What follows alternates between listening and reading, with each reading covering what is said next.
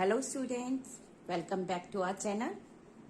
Today we are here with a new video that is microorganisms, friends or foe. Sukhm Jeev, Mittar ate Dushman.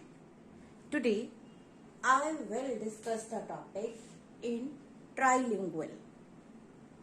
Trilingual मतलब English, Punjabi और हिंदी तीनों language में मैं कोशिश करूं कि आपका टॉपिक डिस्कस किया जाए।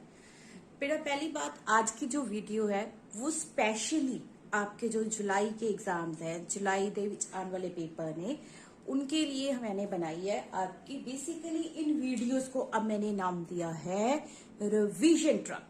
रिवीजन ट्रक मतलब कि अभी आपके जो 4-5 चैप्टर्स आने हैं, जो भी जुलाई के सिलेबस में अप्रैल और मई का, उसकी आपको गो थ्रू होने के लिए ट्राई टू वी की शॉर्ट वीडियोस जो है 30 मिनट्स की वीडियो मैं आपको बना के दूंगी हर चैप्टर की, सो दैट कि आप जल्दी से अपने जो चैप्टर्स है अपने एग्जाम के लिए प्रिपेयर कर सके। So starting with a first video that is micro organism, friends और फो। सूक्ष्म जीव मित्र अते दुश्मन।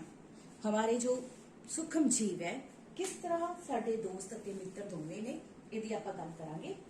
बेटा हम लोगों ने बात की थी कि हमारे जो आसपास है बहुत सारे पेड़ पौधे हमें देखने को मिलते हैं, जीव जंतु देखने को मिलते हैं, पर उसके साथ साथ क्या है, कुछ ऐसे जीव हैं जिनको हम अपनी आंख से देख नहीं सकते, अपनी नेक्ड आई से देख नहीं सकते। ठीक है, उनको हम लोगों ने कहा था सूक्ष्म जीव। जिनको हम नेक्ड आई से नहीं देख सकते उनको हम लोग क्या कहते हैं, माइक्रो ऑर्गेनिजम्स या फिर सूक्ष्म जीव। माइक्रो ऑर्गेनिजम्स या फिर हम इसको क्या कहते हैं, सूक्ष्म जीव। पंजाबी सूक्ष्म जीव। ठीक है बेटा, सूक्ष्म जीव होते हैं ये हमारे, जिनको देखने के लिए हमें किस चीज की जरूरत पड़ती है, माइक्रोस्कोप की, सूक्ष्मदर्शी की जरूरत पड़ती है, माइक्रोस्कोप की जरूरत पड़ती है। ठीक है, उनको हम अपनी आंख से नहीं देख सकते। ये आपका क्वेश्चन भी है ना कि हम लोग माइक्रो ऑर्गेनिज्म को कैसे देखते हैं, कि ਅਸੀਂ माइक्रो ऑर्गेनिज्म ਨੂੰ ਨੰਗੀ ਅੱਖ ਨਾਲ देख सकते हैं? नहीं। Can we see micro organism with a naked eye? No. तो हम कैसे देखते हैं उसको, with the help of microscope. First आपका जो क्वेश्चन है उसका आंसर आ जाएगा माइक्रोस्कोप। माइक्रोस्कोप मीन्स यूर सूक्ष्मदर्शी। ठीक है बेटा, सूक्ष्मदर्शी की होता है माइक्रोस्कोप। सूक्ष्मदर्शी ਜਾਂ ਮਾਈਕਰੋਸਕੋਪ ਕੀ ਹੈ, ਇੱਕ ਅਜਿਹਾ ਇਨਸਟਰੂਮੈਂਟ ਹੈ ਜਿਹਦੇ ਨਾਲ ਤੁਸੀਂ ਉਹ ਵਾਲੇ ਆਰਗੇਨਿਜ਼ਮ ਨੂੰ ਦੇਖ ਸਕਦੇ ਹੋ ਜਿਹੜੇ ਤੁਸੀਂ ਨੰਗੀ ਅੱਖ ਦੇ ਨਾਲ ਨਹੀਂ ਦੇਖ ਸਕਦੇ। ਠੀਕ ਹੈ ਬੇਟਾ, ਤਾਂ next we have various types of microorganism around us. ਆਪਣੇ ਕੋਲ ਆਪਣੇ ਆਲੇ ਦੁਆਲੇ ਦੇ ਵਿੱਚ ਬਹੁਤ ਸਾਰੇ ਇਹ ਜੇ ਬਹੁਤ ਅਲੱਗ-ਅਲੱਗ ਕਿਸਮ ਦੇ ਜਿਹੜੇ ਸੂਖਮ ਜੀਵ ਪਾਏ ਜਾਂਦੇ ਨੇ। ਠੀਕ ਹੈ, ਇਹਨਾਂ ਸੂਖਮ ਜੀਵ ਨੂੰ ਬੇਸਿਕਲੀ ਆਪਾਂ 4 ਪਾਰਟ ਦੇ ਵਿੱਚ ਡਿਵਾਈਡ ਕਰਦੇ ਹਾਂ। मेजर आप 4 पार्ट ਦੇ ਵਿੱਚ ਜਿਹੜੇ ਆਪਣੇ ਸੂਖਮ ਜੀਵ ਆ ਉਹਨਾਂ ਨੂੰ ਡਿਵਾਈਡ ਕਰਦੇ ਆ। ਇਹ ਕਿਹੜੇ ਮੇਜਰ ਸੂਖਮ ਜੀਵ ਨੇ, bacteria, fungi, protozoa, algae. Bacteria, fungi, protozoa, algae. ठीक है बेटा, ਜਿਹੜੇ अपने टाइप्स ऑफ माइक्रो ऑर्गेनिज्म ने ਕਿਹੜੇ ने, bacteria, first is bacteria, second one is fungi जिसको आप फंगस भी कहते हो, third one is algae, fourth is protozoa. ठीक है बेटा, फोर्थ आपका जो सूक्ष्म जीव की टाइप है वो क्या है, protozoa. I am going to write again protozoa. ठीक है बेटा, ये आपकी मेजर 4 टाइप्स है, बैक्टीरिया, फंजाई, एल्गी और प्रोटोजोआ। ठीक है, इसको पंजाबी में भी हम लोग लिख सकते हैं जीवाणु, उर्लिया, प्रोटोजोआ, काई। बैक्टीरिया में आप कहने हैं जीवाणु, जीवाणु। ठीक है बेटा, फंजाई ਨੂੰ ਤੁਸੀਂ ਸੁਣਿਆ ਵੀ ਹੋਏਗਾ, ਜਿਹੜਾ ਹੈਗਾ ਉੱਲੀਆਂ ਹੁੰਦੀਆਂ ਨੇ, ਇਹ ਆਮ ਭਾਸ਼ਾ ਦੇ ਵਿੱਚ ਜਾਂ ਪੰਜਾਬੀ ਦੇ ਵਿੱਚ ਇਹਨੂੰ ਆਪਾਂ ਉੱਲੀਆਂ ਕਹਿੰਦੇ ਆ। ਐਲਗੀ ਨੂੰ ਆਪਾਂ ਕੀ ਕਹਿੰਦੇ ਆ, ਕਾਈ। ਠੀਕ ਹੈ ਬੇਟਾ, ਐਲਗੀ, ਕਾਈ। ਤੇ ਪ੍ਰੋਟੋਜ਼ੋਆ ਨੂੰ ਜਿਹੜਾ ਹੈਗਾ ਪੰਜਾਬੀ ਦੇ ਵਿੱਚ ਵੀ ਕੀ ਕਿਹਾ ਜਾਂਦਾ ਹੈ, प्रोटोजोआ। प्रोटोजोआ ही कहा जाता है, इन्हें पंजाबी दे विच भी प्रोटोजोआ ही कहलाता है। ठीक है, ये अपने मेजर 4 टाइप्स है, बैक्टीरिया, फंजाई, एल्गी ते प्रोटोजोआ। ਇੱਕ ਹੋਰ ਵੀ ਆਪਣੇ ਕੋਲ ਸੂਖਮ ਜੀਵ ਹੁੰਦੇ ਆ ਜਿਹਨੂੰ ਅਸੀਂ ਵਾਇਰਸਿਸ ਕਹਿੰਦੇ ਆ, ਵਾਇਰਸ ਕਹਿੰਦੇ ਆ। ਠੀਕ ਹੈ, ਵਾਇਰਸ ਜਿਹਨੂੰ ਅਸੀਂ ਪੰਜਾਬੀ ਦੇ ਵਿੱਚ ਕੀ ਕਹਿੰਦੇ ਆ, ਵਾਇਰਸਿਸ ਨੂੰ ਪੰਜਾਬੀ ਦੇ ਵਿੱਚ ਬੇਟਾ ਵਿਸ਼ਾਣੂ ਕਿਹਾ ਜਾਂਦਾ ਹੈਗਾ। ਠੀਕ ਹੈ, ਵਿਸ਼ਾਣੂ। ਬੇਸਿਕਲੀ ਜਿਹੜੇ ਵਿਸ਼ਾਣੂ ਹੁੰਦੇ ਨੇ ਇਹ ਉਹ ਸੂਖਮ ਜੀਵ ਹੁੰਦੇ ਨੇ ਜਿਹੜੇ ਕਿ ਨਾ ਤਾਂ ਆਪਾਂ ਇਹਨਾਂ ਨੂੰ ਲਿਵਿੰਗ ਕਹਿ ਸਕਦੇ ਨਾ ਨॉन ਲਿਵਿੰਗ ਕਹਿ ਸਕਦੇ, ਕਿਉਂਕਿ ਇਹ ਜਦੋਂ ਲਿਵਿੰਗ ਇਨਵਾਇਰਨਮੈਂਟ ਦੇ ਵਿੱਚ ਹੁੰਦੇ ਨੇ, ਜ਼ਿੰਦਾ ਵਾਤਾਵਰਣ ਦੇ ਵਿੱਚ ਹੁੰਦੇ ਨੇ ਤਾਂ ਜ਼ਿੰਦਾ ਬਿਹੇਵ ਕਰਦੇ ਨੇ, ਜਦੋਂ ਨਿਰਜੀਵ ਵਾਤਾਵਰਣ ਦੇ ਵਿੱਚ ਹੁੰਦੇ ਨੇ ਤਾਂ ਨਿਰਜੀਵ ਬਿਹੇਵ ਕਰਦੇ ਨੇ। ਇਸ ਕਰਕੇ ਇਹਨਾਂ ਨੂੰ ਆਪਾਂ ਬਾਰਡਰ ਲਾਈਨ ਕਹਿੰਦੇ ਆਗੇ। ਤੁਹਾਡੇ ਤੁਸੀਂ ਇਹ ਕਹਿ ਸਕਦੇ ਹੋ ਵੀ ਇਹ ਜੀਵਿਤ ਤੇ ਨਿਰਜੀਵ ਚੀਜ਼ਾਂ ਦੇ ਵਿੱਚ ਇੱਕ ਬਾਰਡਰ ਲਾਈਨ ਆਰਗੇਨਿਜ਼ਮਸ ਹੁੰਦੇ ਨੇ। ਠੀਕ ਹੈ ਬੇਟਾ। ਨੈਕਸਟ ਇਹ ਜਿਹੜੇ ਸੂਖਮ ਜੀਵ ਨੇ ਇਹ ਆਪਣੇ ਲਈ ਬਹੁਤ ਫਾਇਦੇਮੰਦ ਵੀ ਨੇ ਤੇ ਨੁਕਸਾਨਦਾਇਕ ਵੀ ਨੇ। ਠੀਕ ਹੈ, ਬਹੁਤ ਇਹਨਾਂ ਦੇ ਨੁਕਸਾਨ ਵੀ ਨੇ ਆਪਾਂ ਨੂੰ ਆਪਣੀ ਡੇ ਟੂ ਡੇ ਲਾਈਫ ਦੇ ਵਿੱਚ ਤੇ ਬਹੁਤ ਇਹਨਾਂ ਦੇ ਫਾਇਦੇ ਵੀ ਨੇ। ਜਿਵੇਂ ਬਹੁਤ ਸਾਰੀਆਂ ਬਿਮਾਰੀਆਂ ਕਰਦੇ ਨੇ, ਇਹ ਆਪਾਂ ਉਦੋਂ ਗੱਲ ਕਰਾਂਗੇ ਜਦੋਂ ਆਪਾਂ ਇਹਨਾਂ ਦੇ ਨੁਕਸਾਨ ਦੀ ਗੱਲ ਕਰਾਂਗੇ। ਠੀਕ ਹੈ, ਤਾਂ ਹੁਣ ਤੁਹਾਡੇ ਕੋਲ ਪਹਿਲਾਂ ਆਪਾਂ ਗੱਲ ਕਰਦੇ ਹਾਂ ਵੀ ਸੂਖਮ ਜੀਵ ਕਿੱਥੇ ਰਹਿੰਦੇ ਨੇ, ਵੇਅਰ ਡੂ ਮਾਈਕਰੋ ਆਰਗੇਨਿਜ਼ਮਸ ਲਿਵ। ਠੀਕ ਹੈ, ਕਿੱਥੇ ਰਹਿੰਦੇ ਨੇ ਸੂਖਮ ਜੀਵ, ਵੇਅਰ ਡੂ ਮਾਈਕਰੋ ਆਰਗੇਨਿਜ਼ਮਸ ਲਿਵ, ਕਿੱਥੇ ਰਹਿੰਦੇ ਨੇ ਸੂਖਮ ਜੀਵ। ਠੀਕ ਹੈ, ਇਹ ਮੈਂ ਪੰਜਾਬੀ ਚ ਕੋਸ਼ਿਸ਼ ਕੀਤੀ ਬੋਲ ਰਹੀ ਹਾਂ, ਵੇਅਰ ਡੂ ਮਾਈਕਰੋ ਆਰਗੇਨਿਜ਼ਮਸ ਲਿਵ, ਸੂਖਮ ਜੀਵ ਕਿੱਥੇ ਰਹਿੰਦੇ ਨੇ। ਠੀਕ ਹੈ, ਇਹਦੇ ਵਿੱਚ ਬੇਟਾ ਤੁਹਾਡੇ ਕੋਲ ਕੀ ਹੈ, ਸੂਖਮ ਜੀਵ ਜਿਹੜੇ ਹੁੰਦੇ ਨੇ ਉਹ ਠੰਡੇ ਪਾਣੀ ਤੋਂ ਲੈ ਕੇ ਬਹੁਤ ਗਰਮ ਪਾਣੀ ਦੇ ਵਿੱਚ ਵੀ ਰਹਿ ਸਕਦੇ ਨੇ, ਮਾਰੂਥਲ ਵਾਲੀ ਜਗ੍ਹਾ ਦੇ ਵਿੱਚ ਵੀ ਰਹਿ ਸਕਦੇ ਨੇ, ਦਲਦਲੀ। ਠੀਕ ਹੈ, ਕੋਲਡ ਵਾਟਰ ਹੋ ਗਿਆ ਤੁਹਾਡਾ, ਹੌਟ ਵਾਟਰ ਹੋ ਗਿਆ, ਕੋਲਡ ਵਾਟਰ। ਠੀਕ ਹੈ, ਠੰਡਾ ਪਾਣੀ ਹੋ ਗਿਆ, ਹੌਟ ਵਾਟਰ। ਤੇ ਉਸ ਤੋਂ ਬਾਅਦ ਤੁਹਾਡਾ ਮਾਰਸ਼ੀ ਪਲੇਸਿਸ ਹੋ ਗਿਆ, ਮਾਰਸ਼ੀ ਮਤਲਬ ਦਲਦਲੀ, ਮਾਰਸ਼ੀ ਪਲੇਸਿਸ ਹੋ ਗਿਆ। ਠੀਕ ਹੈ, डेजर्ट एरियाज हो गया, मतलब ਤੁਹਾਡੇ ਕੋਲ एक्सट्रीम किसी भी केस ਦੇ ਵਿੱਚ ਰਹਿ ਸਕਦੇ ਨੇ। ਠੰਡਾ ਪਾਣੀ, ਗਰਮ ਪਾਣੀ। ਠੀਕ ਹੈ ਬੇਟਾ, ਠੰਡਾ ਪਾਣੀ, ਗਰਮ ਪਾਣੀ। ਉਸ ਤੋਂ ਇਲਾਵਾ ਤੁਹਾਡੇ ਕੋਲ ਦਲਦਲੀ ਥਾਵਾਂ ਤੇ ਵੀ ਰਹਿ ਸਕਦੇ ਹੈ। ਤੇ ਉਸ ਤੋਂ ਬਾਅਦ ਤੁਹਾਡਾ ਜਿਹੜਾ ਹੈਗਾ ਮਾਰਸ਼ ਮਤਲਬ ਡੈਜ਼ਰਟ ਏਰੀਆ ਜਿਹਨੂੰ ਤੁਸੀਂ ਕਹਿੰਦੇ ਹੋ ਮਾਰੂਥਲ ਦੇ ਵਿੱਚ ਵੀ ਜਿਹੜੇ ਤੁਹਾਡੇ ਸੂਖਮ ਜੀਵ ਹੈ ਇਹ ਰਹਿ ਸਕਦੇ। ਠੀਕ ਹੈ ਬੇਟਾ। ਉਸ ਤੋਂ ਬਾਅਦ ਬੇਟਾ ਹੁਣ ਆਪਾਂ ਗੱਲ ਕਰਦੇ ਆਂਗੇ ਕਿ ਇਹ ਜਿਹੜੇ ਸੂਖਮ ਜੀਵ ਹੈ, ਠੀਕ ਹੈ, ਇਹ ਸੂਖਮ ਜੀਵ ਇਹਨਾਂ ਦੇ ਆਪਾਂ ਨੂੰ ਕੀ ਫਾਇਦੇ ਨੇ, how they are helpful for us. ਇਹ ਮਾਈਕਰੋ ਆਰਗੇਨਿਜ਼ਮ ਜਿਹੜੇ ਹੈਗੇ ਨੇ ਇਹ ਆਪਣੇ ਲਈ ਕਿਸ ਤਰ੍ਹਾਂ ਫਾਇਦੇਮੰਦ ਨੇ। ਸੂਖਮ ਜੀਵਾਂ ਦੇ ਫਾਇਦੇ ਦੀ ਆਪਾਂ ਗੱਲ ਕਰਾਂਗੇ। ਠੀਕ ਹੈ, ਬਹੁਤ ਜਲਦੀ ਅਸੀਂ ਤੁਹਾਨੂੰ ਮੈਂ ਰੀਕੈਪਚੁਲੇਟ ਕਰਵਾਉਂਗੀ ਤਾਂ ਕਿ ਜਿਹੜੇ ਕੁਐਸਚਨ ਹੈ ਮੇਨ ਤੁਹਾਨੂੰ ਪਤਾ ਚੱਲ ਸਕੇ। ਠੀਕ ਹੈ, ਆਪਣੀ ਜ਼ਿੰਦਗੀ ਦੇ ਵਿੱਚ ਮਿੱਤਰ ਕਿਵੇਂ ਨੇ ਜਿਹੜੇ ਸੂਖਮ ਜੀਵ ਨੇ। ਠੀਕ ਹੈ, ਆਪਣਾ ਹੁਣ ਅੱਜ ਦਾ ਜਿਹੜਾ ਮੇਨ ਟੌਪਿਕ ਹੈ ਉਹ ਕੀ ਹੈ, useful microorganisms. Useful microorganism ਦਾ ਮਤਲਬ ਕੀ ਕਹਾਂਗੇ ਆਪਾਂ ਕਿ ਜਿਹੜੇ ਹੈਗੇ ਨੇ ਮਿੱਤਰ ਸੂਖਮ ਜੀਵ। ਮਿੱਤਰ ਸੂਖਮ बेटा एक क्वेश्चन भी आ जाता है, ध्यान नाल इनू आपां नहीं करना है। ठीक है, देखो ये 5 नंबर दे विच क्वेश्चन दिता होया कि किस तरह ये अपने दे लई यूजफुल ने, किस तरह ये अपने लई फायदेमंद ने। पहली चीज की है, ये तुहाडे कोल कर्ड मतलब दही, दही नू बनाउण दे विच हेल्प करदे ने, मदद करदे ने। ठीक है, होर इस तो इलावा होर किहड़े भोजन पदार्थ है तुहाडे कोल, केक नू बनाउण दे विच हेल्प करदे ने। ठीक है, केक नू बनाउण दे विच हेल्प करदे ने। उस तो इलावा बेटा तुहाडे कोल की भटूरे हो गए, उन्हां नूं बनाउण दे विच भी ये हेल्प करदे ने। डब रोटी हो गई, उन्हां नूं बनाउण दे विच, ब्रेड्स हो गए जिहड़े अपने उन्हां नूं बनाउण दे विच भी ये हेल्प करदे ने। ठीक है बेटा, ये जिहड़े तुहाडे कोल घर विच रोजमर्रा दी जिंदगी दे विच तुहाडे कोल यूज हुंदे आ ओहदे विच यूज करदे ने। इहदे विच बेटा एक चीज तुसीं याद रखियो, तुहाडे कोल जिहड़ा आह इहदी आपां डिस्कशन भी करांगे। क्वेश्चन 1 नंबर दे विच पूछा जांदा है, लैक्टोबैसिलस नाम दा जिहड़ा बैक्टीरिया हैगा ਇਹਨੂੰ ਨੋਟ ਕਰ ਲਿਓ ਤੁਸੀਂ। 1 ਨੰਬਰ ਦੇ ਵਿੱਚ ਕੁਐਸਚਨ ਆ ਸਕਦਾ ਹੈ ਤੁਹਾਡੇ ਕੋਲ ਲੈਕਟੋਬੈਸਿਲਸ। ਠੀਕ ਹੈ, ਲੈਕਟੋਬੈਸਿਲਸ। ਠੀਕ ਹੈ, ਲੈਕਟੋਬੈਸਿਲਸ ਨਾਮ ਦਾ ਜਿਹੜਾ ਬੈਕਟੀਰੀਆ ਹੈਗਾ ਇਹ ਦਹੀਂ ਨੂੰ ਜੰਮਣ ਦੇ ਵਿੱਚ ਹੈਲਪ ਕਰਦਾ ਹੈਗਾ। ਠੀਕ ਹੈ, ਲੈਕਟੋਬੈਸਿਲਸ ਨਾਮ ਦਾ ਜਿਹੜਾ ਬੈਕਟੀਰੀਆ ਹੈਗਾ ਲੈਕਟੋਬੈਸਿਲਸ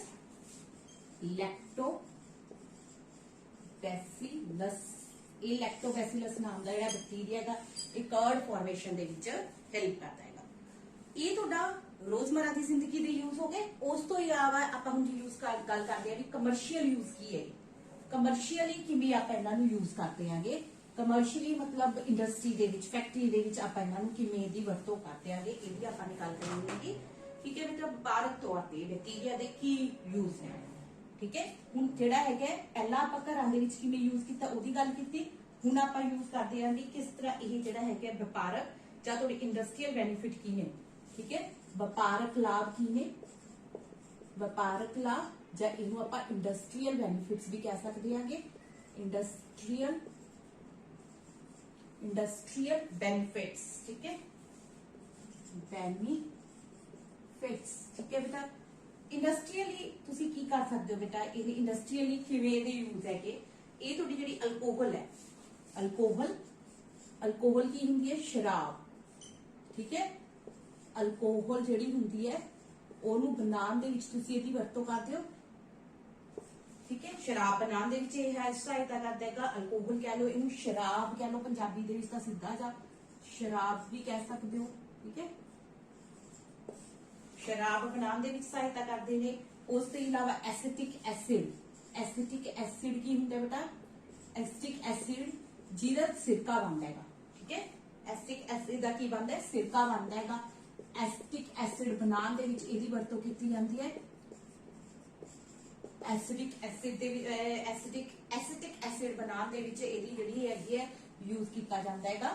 ਠੀਕ ਹੈ, ਅਲਕੋਹਲ ਹੋ ਗਿਆ, ਐਸਿਟਿਕ ਐਸਿਡ ਹੋ ਗਿਆ। ਉਸ ਤੋਂ ਬਾਅਦ ਤੁਹਾਡੇ ਕੋਲ ਕਹਿੰਦਾ ਕੀ ਹੈ ਕਿ ਇਹਦਾ ਜਿਹੜਾ ਹੈਗਾ ਬਾਜਰੇ, ਕਣਕ, ਚਾਵਲ ਜਾਂ ਫਿਰ ਫਲ ਦੇ ਜਿਹੜੇ ਯੂਜ਼ ਹੁੰਦੇ ਆ ਉਹਨਾਂ ਦੀ ਖਮੀਰਨ ਕਿਰਿਆ ਤੋਂ ਆਪਾਂ ਕੀ ਕਰਦੇ ਆਂਗੇ, ਅਲਕੋਹਲ ਬਣਾਉਂਦੇ ਆਂਗੇ। ਠੀਕ ਹੈ, ਕੋਈ ਵੀ ਤੁਸੀਂ ਜਿਵੇਂ ਬਾਜਰਾ ਵਗੈਰਾ ਲੈ ਲਿਆ। ਠੀਕ ਹੈ, ਕੋਈ ਵੀ ਤੁਸੀਂ ਅਜਿਹਾ ਕਣਕ, ਬਾਜਰਾ ਜਾਂ ਫਲ ਦਾ ਯੂਜ਼, ਫਰੂਟ ਜੂਸ ਲੈ ਲਿਆ ਸਪੋਜ਼ ਤੁਹਾਡੇ ਕੋਲ। ਠੀਕ ਹੈ, ਫਰੂਟ ਜੂਸ ਹੋ ਗਿਆ, ਕੋਈ ਵੀ ਆਪਣੇ ਕੋਲ ਜਿਹੜੇ ਮੈਂ ਪ੍ਰੋਡਕਟ ਦੱਸੇ ਆ ਤੁਹਾਨੂੰ, ਕਣਕ, ਬਾਜਰਾ, ਚਾਵਲ, ਇਸ ਤਰ੍ਹਾਂ ਦਾ। ਫਿਰ ਇਹਦੀ ਕੀ ਕਰਦੇ ਹੋ, ਖਮੀਰਨ ਕਿਰਿਆ, ਜਿਹਨੂੰ ਇੰਗਲਿਸ਼ ਚ ਅਸੀਂ ਕਹਿੰਦੇ ਆ ਫਰਮੈਂਟੇਸ਼ਨ। ਇਹਦੀ ਫਰਮੈਂਟੇਸ਼ਨ ਤੋਂ ਕਹਿੰਦਾ ਕੀ ਬਣਦਾ ਹੈਗਾ, ਅਲਕੋਹਲ ਬਣ ਜਾਂਦਾ ਹੈ। ਠੀਕ ਹੈ, ਬੇਸਿਕਲੀ ਇਹ ਫਰਮੈਂਟੇਸ਼ਨ ਦੀ ਪ੍ਰੋਸੈਸ ਦੇ ਵਿੱਚ ਆਪਾਂ ਕੀ ਯੂਜ਼ ਕਰਦੇ ਆ ਫਰਮੈਂਟੇਸ਼ਨ ਕਰਵਾਉਣ ਦੇ ਲਈ ਆਪਾਂ ਕੀ ਯੂਜ਼ ਕਰਦੇ, ਇਸ ਖਮੀਰਨ ਦੀ ਕਿਰਿਆ ਦੇ ਲਈ ਕਿਹੜਾ ਸੁਖਮੀਰ ਯੂਜ਼ ਕਰਦੇ ਆ, ਯੀਸਟ। ਠੀਕ ਹੈ, ਇਹ ਜਿਹੜਾ ਯੀਸਟ ਹੈ, ਖਮੀਰ ਹੈਗਾ, ਖਮੀਰ ਨਾਮ ਦੀ ਇੱਕ ਉਰਲੀ ਹੁੰਦੀ ਹੈਗੀ, ਉਹਦੀ ਆਪਾਂ ਵਰਤੋਂ ਕਰਕੇ ਇਹ ਖਮੀਰਨ ਕਿਰਿਆ ਨੂੰ ਪੂਰਾ ਕਰਦੇ ਆਂਗੇ। ਠੀਕ ਹੈ ਬੇਟਾ, ਉਸ ਤੋਂ ਬਾਅਦ ਤੁਹਾਡੇ ਕੋਲ ਜ਼ਿਆਦਾ ਟਾਈਮ ਨਾ ਲੈਂਦੇ ਹੋਏ ਆਪਾਂ ਗੱਲ ਕਰਦੇ ਹਾਂ ਵੀ ਦਵਾਈਆਂ ਦੇ ਵਿੱਚ। ਪਹਿਲਾਂ ਆਪਾਂ ਨੇ ਵਪਾਰਕ ਲਾਭ ਡਿਸਕਸ ਕਰ ਲਏ, ਘਰਾਂ ਦੇ ਵਿੱਚ ਕਿਵੇਂ ਆਪਣੇ ਭੋਜਨ ਪਦਾਰਥਾਂ ਨੂੰ ਬਣਾਉਣ ਦੇ ਵਿੱਚ ਇਹ ਹੈਲਪ ਕਰਦੇ ਨੇ। ਹੁਣ ਆਪਾਂ ਗੱਲ ਕਰਦੇ ਹਾਂ ਵੀ ਕਿਸ ਤਰ੍ਹਾਂ ਜਿਹੜੇ ਹੈਗੇ ਨੇ ਇਹ ਆਪਣੀ ਦਵਾਈਆਂ ਦੇ ਵਿੱਚ। ਠੀਕ ਹੈ, ਬੈਕਟੀਰੀਆ ਦਾ ਇਹ ਮੈਡੀਸਨ ਦੇ ਵਿੱਚ ਕਿਸ ਤਰ੍ਹਾਂ ਇਹਨਾਂ ਦਾ ਯੂਜ਼ ਹੈ।